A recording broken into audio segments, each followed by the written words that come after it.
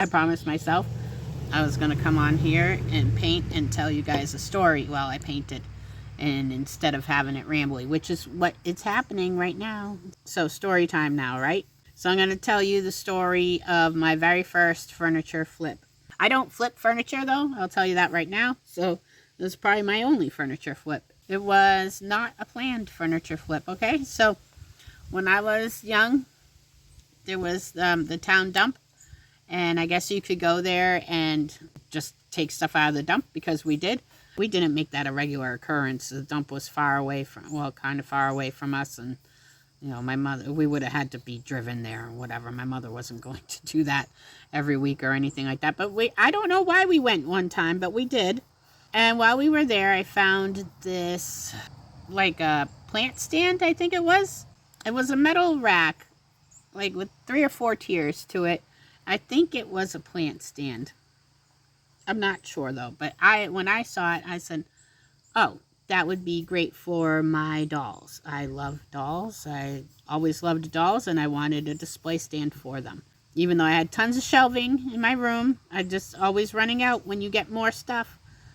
So I decided I would drag that home and paint it up, you know, make it pretty and put my dolls on it. That's what I did. So I dragged this thing out of the dump, throw it in the car, in my mom's car, because I didn't drive then.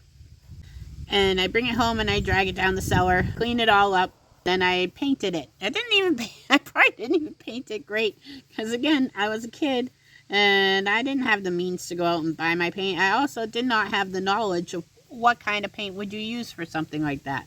Nowadays, I might use spray paint for it. It was metal. Spray paint would have worked beautifully and not taken so long. Down in the basement, my dad had like some leftover latex paint from something, and I used that. And then I left it in the basement to dry. And again, I'm a kid. I don't know how long it's going to take to dry. And being a kid, you move on to other things. You get distracted, whatever. Well, after a couple days, I go downstairs to get my little plant stand to bring it upstairs. It's gone. Where the hell is it? Where's my stand? Like, it wasn't huge. I mean, it wasn't huge, but it wasn't little. Like, this thing can't get lost. And my parents were not the hoarding type at all. They didn't really keep anything. So it's not like it's lost in a jumble or anything. Our basement was pretty clear. So I go back upstairs and I ask my mom, hey, where's that little stand that I had and I painted it? And she's like, what stand? I said, it was down the basement. I painted it white and I was going to bring it up for my dolls. And she goes, oh, I thought you got bored with it. And I was like, no, it was drying. And she goes, well, it had been dry for days. And I was like, okay, so what did you do with it? She goes, I sold it. I said, you sold it? And she said, yeah. Well, one of her friends was over while I was at school one day and whatever, and they went, I don't know why they went down the basement. Like, moms just hang out down the basement. I have no idea. But anyway, she saw it and she thought it was beautiful and she could use it for her little collection of collector's plates. So my mom's like, cool. And she sold it. She sold it to her friend for $10. And I was like, well, I want my $10. Which I don't remember if I got or not, but I'm going to say probably no. My mom was like, no, you got it out of the dump. And I'm like, yeah, but I still painted it, Mom. I still painted that thing. Not that I'm holding a grudge or anything.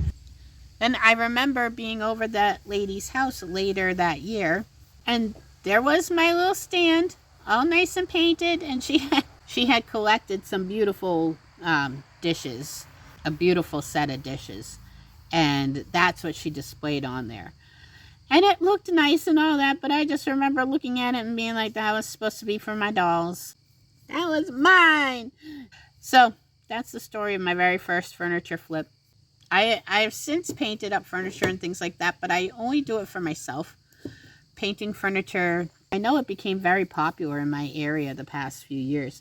Well, number one, I don't have the space for that, to do that properly. But yeah, number two, it is a heck of an art form and learning curve. People really got into it and started thinking they could just slap some white paint onto something and call it good and sell it for $200. And it's like, that's not how that works. You need to know what you're doing And I know for myself, I don't know enough about what I'm doing to make it a business. Is it fun? Yeah, a little bit. It's a lot of work. Is it rewarding? Maybe. I don't know. But like I said, I paint my own furniture. Like, okay, I don't like go out and like buy furniture just to paint. But like I found a perfect microwave cart a few years back at a yard sale for $5. But I didn't like it. I didn't like the color, so I brought it in, painted it white. I have to repaint it now, but the thing's like 10 years old now. That's the kind of furniture painting I do. It's just for myself. And I did that one all wrong. Barely sanded it. I didn't sand it enough. No primer, nothing. But it held up. It's the only reason I have to repaint it is it's just looking just old now. So I have to repaint it. Okay, my story's done.